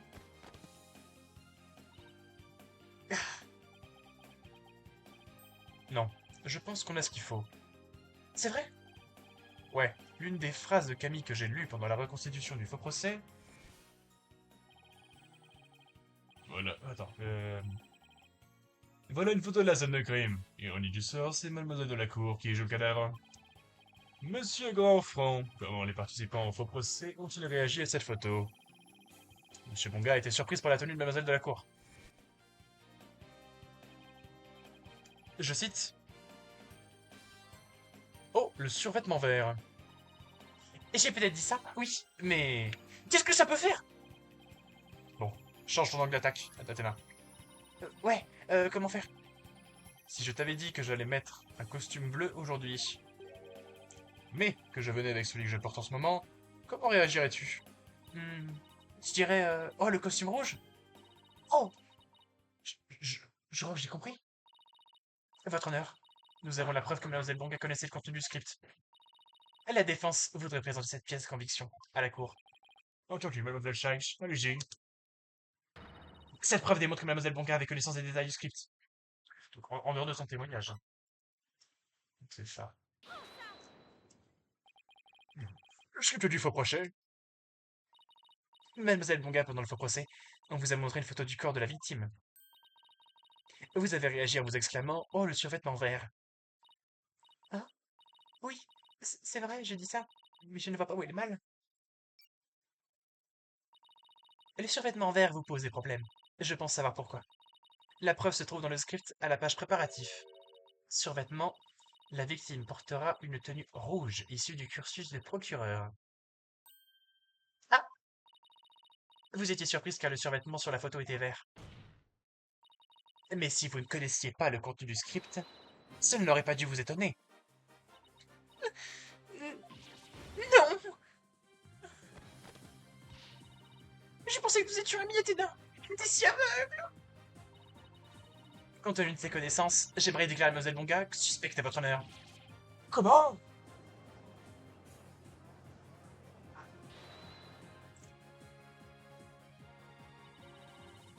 Si connaître les détails du script fait de moi une suspecte, je ne dois pas être la seule. La cafeteuse. À mon avis, quelqu'un d'autre aurait pu lire le mot de la professeure de la cour. Le mot? Mais quel mot? Le professeur et Mme Marguerite s'occupaient tous deux des préparatifs de procès. J'arrive pas à parler. Mais il n'y avait qu'un seul exemplaire du script pour qu'il ne fuite pas. Mais ce n'est pas très pratique, hein. Elle n'insinue quand même pas que... Si, mais c'est la vérité. Le professeur de la cour a fait exactement ce que vous pensez. Attends, merde, non, c'est pas ce que je voulais faire.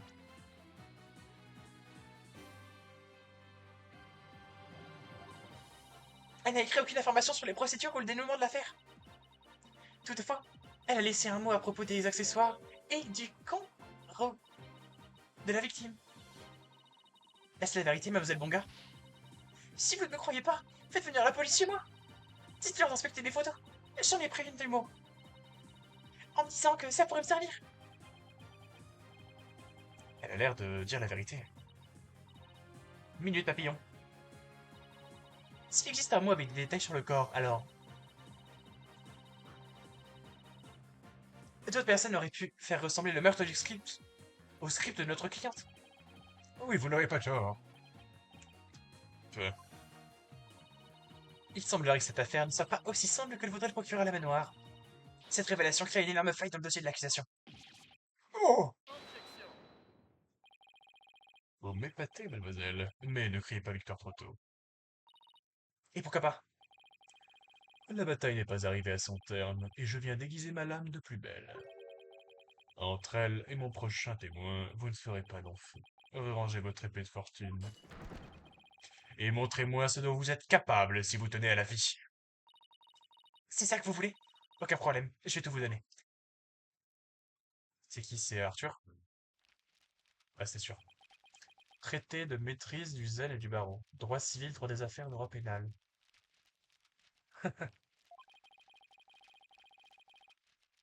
Sur la voix de l'archer. Non. C'est quoi sa voix? Ah, je t'appelle ça. Je vous répète que je n'ai pas envie de prendre part à ce procès. Vous êtes fort immature et je n'ai cure de vos envies car vous allez coopérer, Arthur Larcher. Encore la noire, pourriez-vous nous dire ce que ce témoin fait ici? Souvenez-vous que la veille du faux procès, c'est-à-dire le jour du meurtre, l'accusée nous a affirmé être rentrée chez elle à environ 18 heures. En effet, j'avais bien noté ici. Attends. Je lis mais sans lire, hein. Rentrer chez elle à environ 18 h. Oui, notre cliente ne se trouvait pas à l'école au moment présumé de la mort, donc elle... Ce n'était qu'un vil mensonge, pas vrai, petit prodige? Il est vrai que monsieur... J'ai dit que j'avais à dire. J'ai dit tout ce que j'avais à dire. À présent, si vous voulez bien m'excuser. Pas si vite. Je n'en ai pas fini avec vous. Bah, le procureur véreux semble avoir une dent contre moi. Si vous partez maintenant, je ne me priverai pas de parler de vous savez quoi. Non, attendez. Monsieur le roi du flegme perd son calme en une seule phrase? Que se passe-t-il? J'ai changé d'avis. Je vais plutôt témoigner. En êtes-vous bien sûr, monsieur Larcher? Hmm. Bah, la parole d'un génie vaut de l'or, c'est bien connu. Allez, initions-en. Arthur Larcher, en dernière année à l'école de droit Thémis, dans le cursus d'avocat, ça vous va? Ma foi, oui, passez donc à votre témoignage, si vous le voulez bien. C'est le premier de la classe. À ta place, je ferai un gaffe.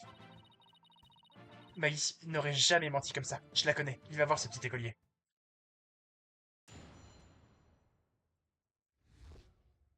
Aux alentours de l'heure du meurtre.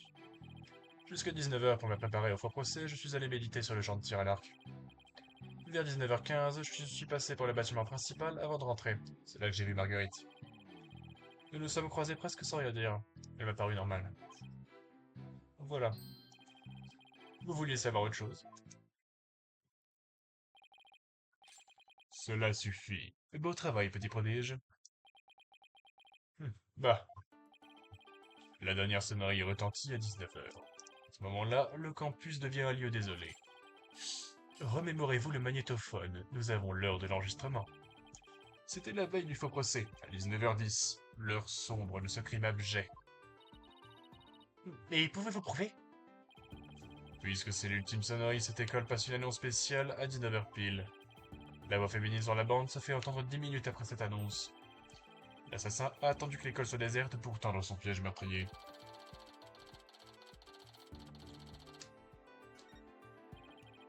Quand témoin a aperçu l'accusé, ça devait être... Tout à fait. C'était 5 minutes après l'enregistrement de la voix dans l'atelier. Et nous savons maintenant que l'accusé était encore dans le bâtiment principal, même après le crime. L'heure du meurtre, et l'heure à laquelle le corps a été déplacé. Quelle plaie! Un nouveau témoignage important. Oh, monsieur Sykes, veuillez procéder à votre contre-interrogatoire. C'est Arthur Larcher. Aux alentours de l'heure du meurtre. Jusque... Je vais pas aller relire, je suis con. Je regarde juste vite fait. Jusqu'à 19... Attends, je vais dire tout, ouais.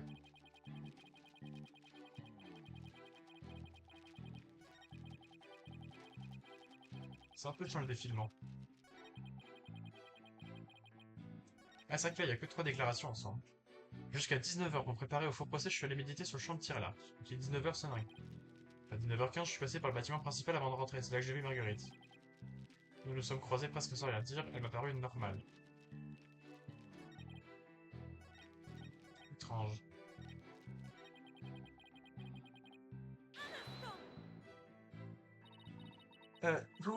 Vous méditez souvent? Vous n'allez quand même pas vous y mettre, vous aussi. Me mettre à quoi? Ne faites pas l'innocente. Toutes les filles me posent ce genre de questions. Mais... Je souhaite rappeler à la défense que ce tribunal n'est en aucun cas un lieu de rencontre. Notre jeune avocate en pince pour le témoin, semble-t-il. Objection! Objection! Objection! J'essaie juste de cerner, c'est... Si vous voulez vraiment le savoir, je médite tous les jours. Mettez-le dans votre journal intime. On n'a pas l'âge d'Athéna. Ouais, il a 18 ans, lui. Putain, il a mon âge. C'est moi, c'est littéralement moi. Je suis comme lui. Littéralement. Non mais, retirez tout de suite ce que... Et là, du calme. Respire et essaie de te détendre. Si ça ne vous dérange pas, je vais reprendre ma déposition. À 9h15, je suis passé par le bâtiment principal avant de rentrer, c'est là que j'ai vu Marguerite. Ok. Notre cliente a affirmé être rentrée chez elle à 18 h. Mademoiselle Delacour et toi avez préparé le faux procès ensemble hier, c'est ça? Est-ce la dernière fois que tu l'as vu? Oui, j'ai quitté l'école vers 18h. Non, c'est faux. Je ne sais pas ce qu'elle y faisait exactement, mais Marguerite était à l'école après 19h. C'est sa parole contre la mienne, j'imagine.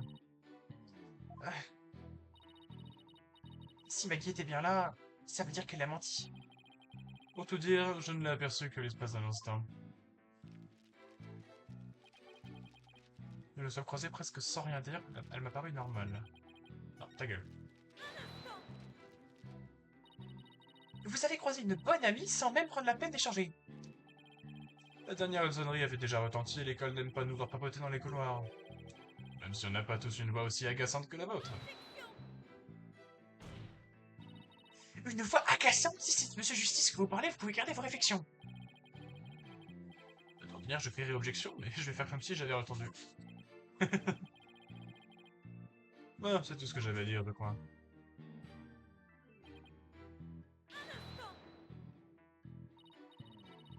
Très bien, j'accepte votre généreuse proposition.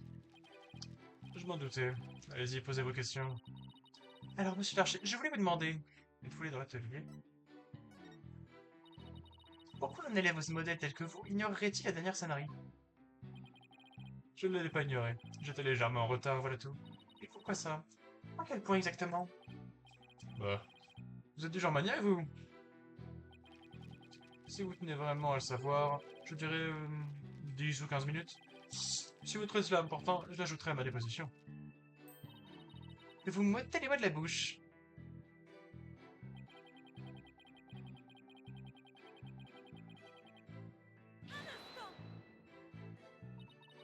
Vous avez ignoré la dernière sonnerie? Comme ça? Vous n'avez pas honte? Non, c'est vous qui devriez avoir honte de m'attaquer sans aucune raison. Tout le monde peut avoir du retard. Vous-même le jour où cette affaire a commencé. Il semblerait que nous ayons trouvé le coupable dans l'affaire de l'hôpital et de la charité. C'est possible, je le juge. Hmm. Et maintenant, est-ce que je pose une autre question? Bah, il voulait dans l'atelier, je pense. Êtes-vous passé par l'atelier? Ou devrais-je plutôt dire par le lieu du crime? Pas du tout. Pouvez-vous le prouver? J'aimerais vous dire que oui, mais non.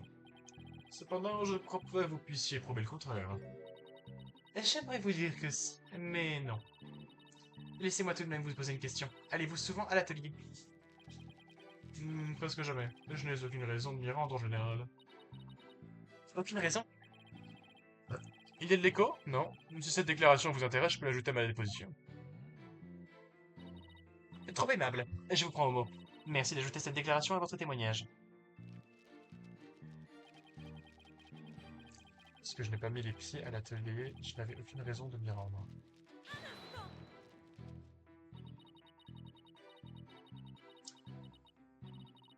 Vous n'aviez aucune raison de vous trouver dans l'atelier? Vraiment aucune? Le cursus d'avocat est supervisé par le professeur Fallacius. D'autant que je ne suis pas membre du club des beaux-arts, pourquoi irais-je dans leur salle? Et pourquoi le cours d'art plastique? Et pour les cours d'art plastique, pardon. Bah, il n'y a plus de cours d'art plastique à notre niveau. Dans ce cas, je voudrais savoir. Minute, je viens de me souvenir d'un détail important. Je vous écoute. Je n'ai eu que des 20 sur 20 à chaque examen d'art plastique en première année. Voilà, c'est tout. Putain, le bâtard, j'y ai cru. D'accord. Et les chevilles, ça va? Bref, qu'est-ce que je voulais lui demander? Comment il a préparé le faux procès, ouais. Bah, en méditant, il va me dire. Veuillez préciser au tribunal ce que vous faisiez le 23 octobre, la veille du faux procès. Bah, c'est pas compliqué. Je ne faisais rien de particulier. Rien du tout? Vous n'avez pas été au préparatif? Je baille. Bah, vous avez du mal à comprendre. À ce que je vois. Je n'ai fait que jouer mon rôle. Les préparatifs, je laisse ça aux autres. Moi, je devais me préparer mentalement. Maggie a travaillé d'arrache-pied pendant que lui, il restait les mains dans les poches? Je souhaite vous rappeler que j'ai passé la plus grande partie de la journée du 23 au champ de tir. Je n'ai parlé à personne avant la fermeture de l'école à 19h. J'ai bien vu passer quelques membres du club de tir à l'arc. Et vous n'avez pas adressé la parole à qui que ce soit? Absolument personne. Exactement. Je n'ai rien dit à qui que ce soit jusqu'à la sonnerie de 19h. Je vois. Cette information est cruciale. Veuillez l'ajouter à votre témoignage. J'ai du mal à savoir si vous êtes sérieuse. Vous devriez peut-être vous mettre au poker. Et jouer avec Phoenix.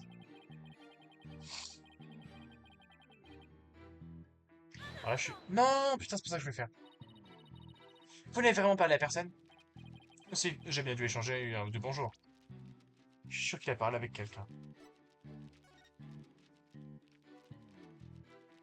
Bah voilà, c'est fait. Pourquoi? Il n'a pas tenu la moindre conversation de toute la journée? Voilà une affirmation qui mérite d'être approfondie.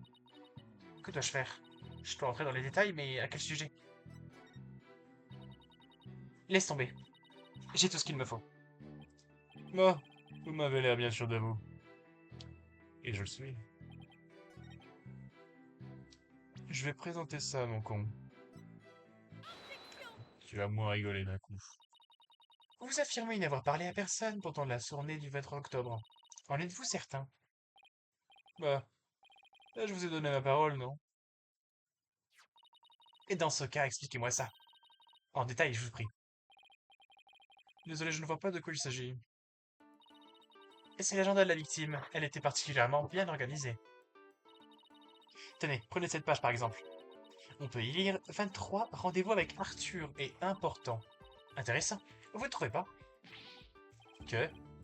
Où est-ce que vous avez trouvé ça? Ce qui m'intéresse ici, c'est le mot important. Vous affirmez ne pas avoir quitté le champ de tir. Cependant, vous avez mentionné les allées et venues de certains élèves.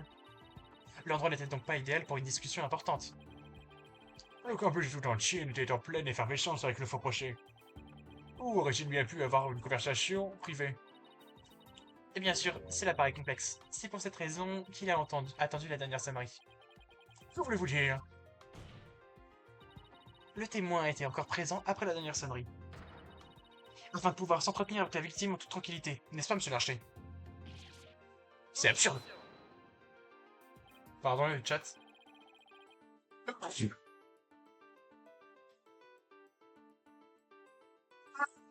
Voilà. Non, ce sera tout, donc c'est sempiternelle mascarade. Comme toujours, vous n'avez visiblement nulle preuve de ce que vous affirmez.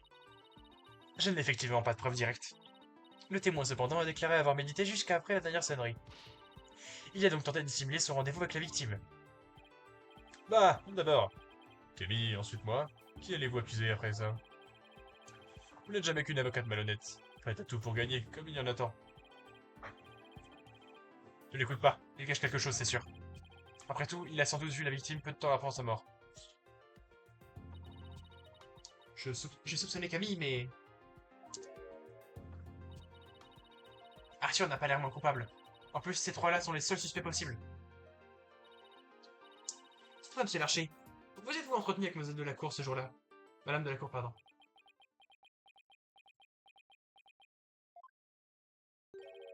Désolé, monsieur le procureur, ce n'est pas pour vous voler la vedette, mais j'ai quelque chose à dire. Ça peut faciliter la tâche, je suis tout oui. Souvenez-vous, mademoiselle Sykes, que l'enregistrement présentait une voix féminine. Expliquez-moi dès lors comment je pourrais être suspecté. Oh, il n'a pas tort. Impressionnant. Le petit prodige fait bel et bien des miracles. Prenez donc ma place. Vous l'avez l'air tout à fait capable de mener les débats. Bah, désolé, mais je cherche à devenir avocat. Quel dommage d'imaginer tant de génie gâché à de si futiles desseins.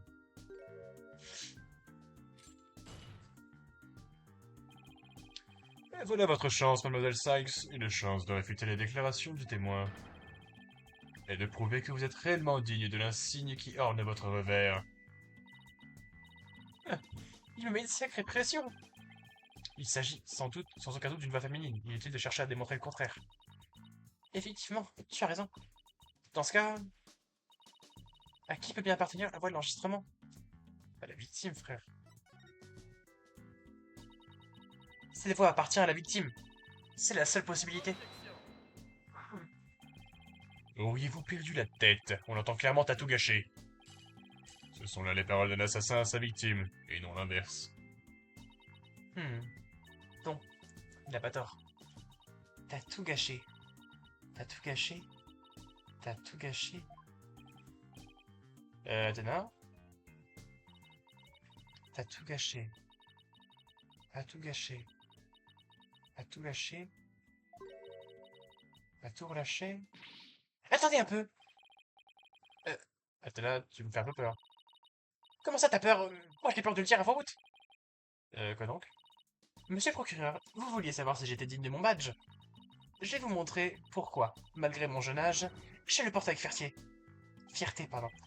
Oh, vous avez donc décidé de rester fidèle à vos arguments? Vous admettrez tout de même qu'il est singulier d'entendre une victime crier « t'as tout gâché ». Absolument. Si c'était bien ce qu'elle avait dit, cependant, ce n'est pas le cas. Avez-vous des arguments en faveur de votre théorie, mademoiselle Sykes? Pas vraiment. Mais ce n'était pas franchement nécessaire de le souligner. S'il s'agit bien de la voix de mademoiselle de la cour sur cette bande, elle criait parce qu'elle...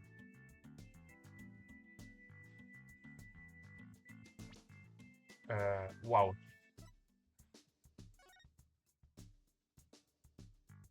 À propos du rapport... Quel rapport? Rapport de routine. Parler à Arthur Larcher. T'as tout Larcher.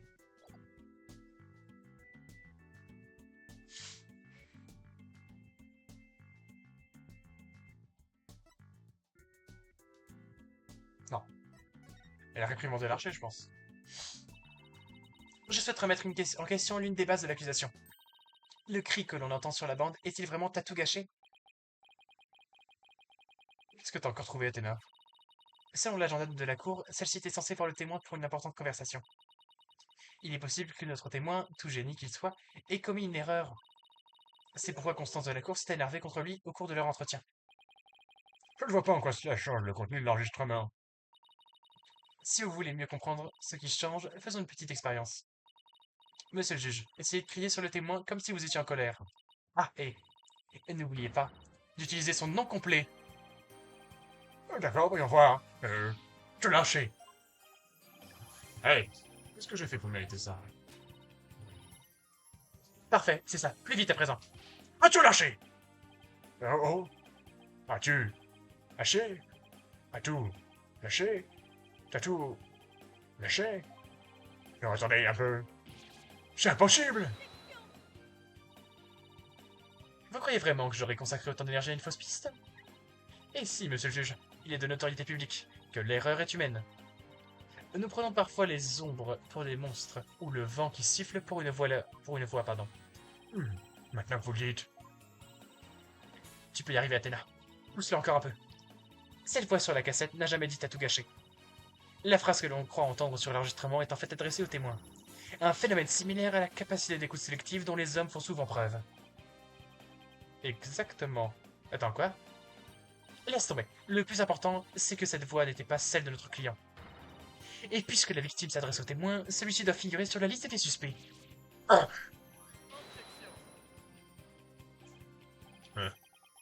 Je pensais que ce témoignage suffirait, mais je vais devoir utiliser les grands moyens. Je ne laisserai pas des détails d'une telle insignifiance venir perturber cette affaire. L'accusation souhaiterait présenter au tribunal une dernière pièce à conviction. Une autre pièce à conviction? Est-ce qu'il va encore sortir de son chapeau? Observez bien. Observez cet intéressant portrait.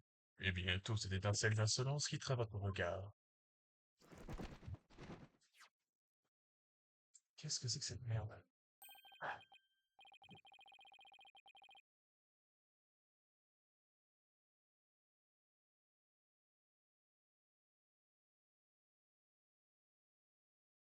Si tu derrière, elle me fait peur.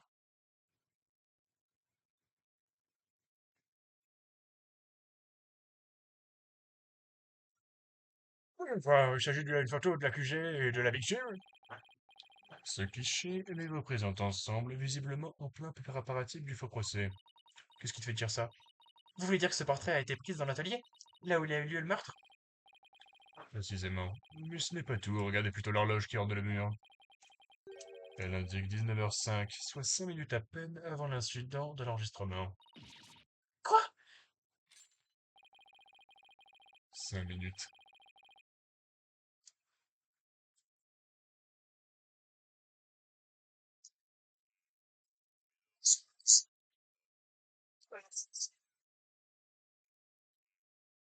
Cinq minutes après la prise de cette photo, l'accusé a sauvagement poignardé la victime.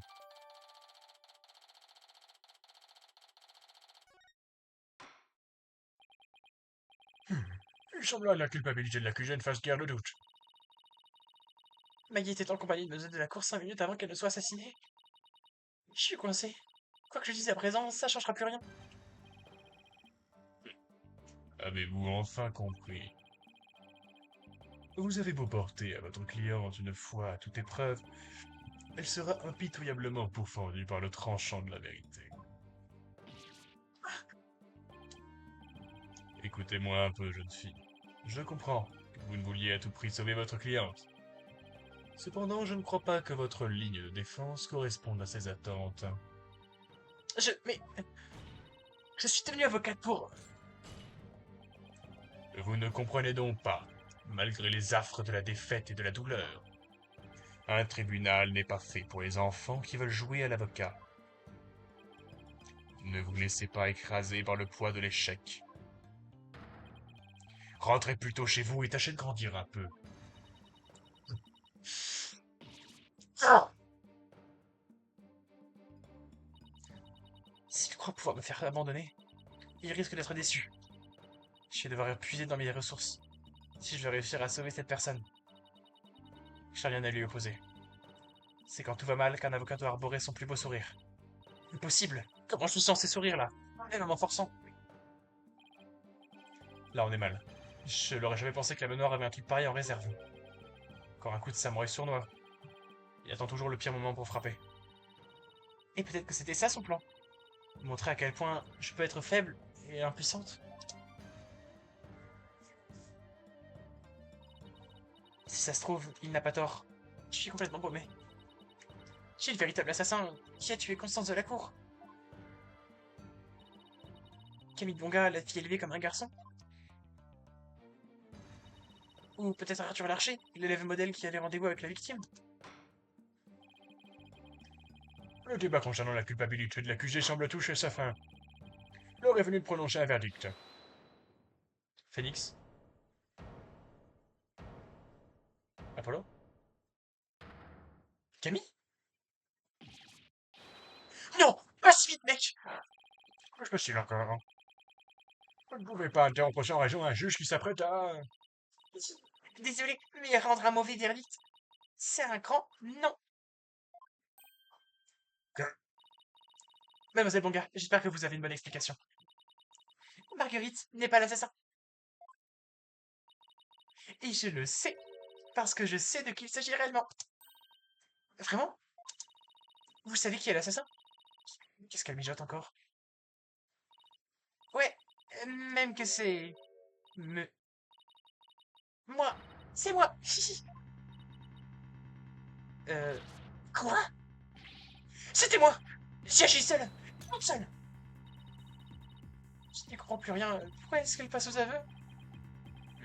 Il est vrai que Mademoiselle Bonga a été aperçue près de la scène. Elle y a même été photographiée. Et plus j'y pense, plus je la trouve louche. Oh, Camille! C'est pas mon genre de faire tomber! Juste pas finir en tout! Allez, qu'est-ce que vous attendez? C'est coupable qu'il faut dire! Putain, c'est l'archer qui va dire non, c'est moi. Pour faire durer le procès. Ah non, merde. Un instant. Écoutez-moi. Marguerite, qu'est-ce que tu fais? Merci pour tout, Téna. J'espère que tu sauras me pardonner. Je ne peux pas laisser mes amis se faire accuser à ma place. Maggie, non! Ne fais pas ça! Arthur et Camille n'ont rien fait de mal. Ils n'ont aucun lien avec cette affaire. Le véritable assassin, c'est moi. J'ai agi seul. Et tout est de ma faute. Mais... quoi? Maggie, tu Tu sais que c'est faux. Tu dois revenir sur ta déclaration, vite. Malheureusement, c'est la stricte vérité. Je suis désolé, Téna.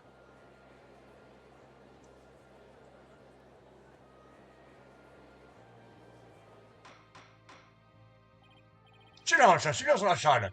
Que quelqu'un m'explique immédiatement ce qui se passe. Je vois clair dans votre petit jeu. Selon le règlement de l'école, tout casier judiciaire empêche l'accès au diplôme. Quiconque serait déclaré coupable verrait dans ce même verdict disparaître ses rêves. Oh, voilà une chose que j'ignorais. Même l'animal le plus faible se débat lorsqu'il est cerné. Quel pathétique spectacle. Ces misérables insectes cherchent à se protéger mutuellement car ils n'ont plus d'échappatoire. Comment ça se protéger? Oh, Camille aussi essaie juste de protéger Maggie. Si c'est le cas, le véritable assassin... Putain, et du coup là c'est Arthur qui dit non, c'est moi. Bah, quelle vaste blague. Ah, c'est au tour d'Arthur, on dirait. Mais enfin, décidément, les jeunes ne respectent plus rien au jour. Je sais à quoi vous pensez, mademoiselle Sykes.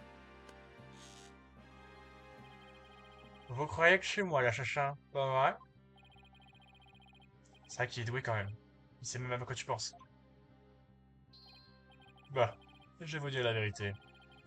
D'ailleurs, je vais faire simple. C'est moi le coupable. Je l'ai assassiné.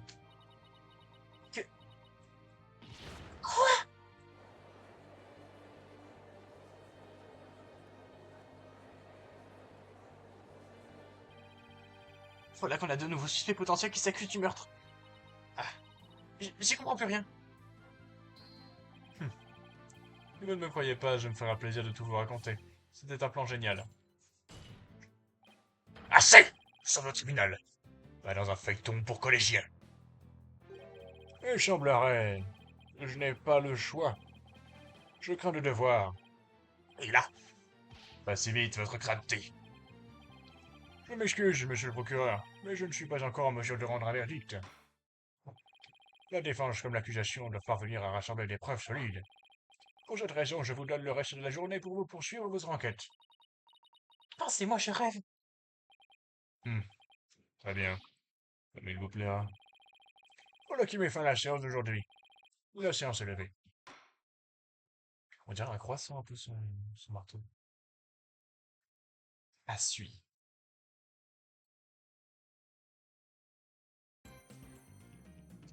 Sauvegarder la progression actuelle.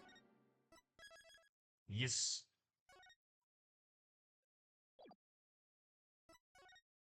Et voilà. Et bah.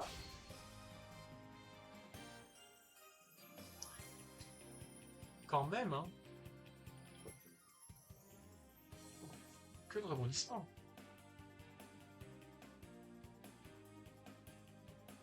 Et du coup, ces trois amis deviennent quand même des potentiels suspects, au final.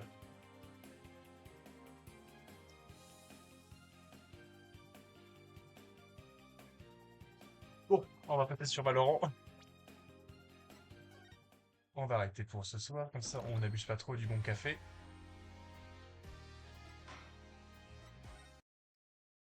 Et on va directement passer sur Valorant. Je vais démarrer le jeu. Je vais couper la VOD.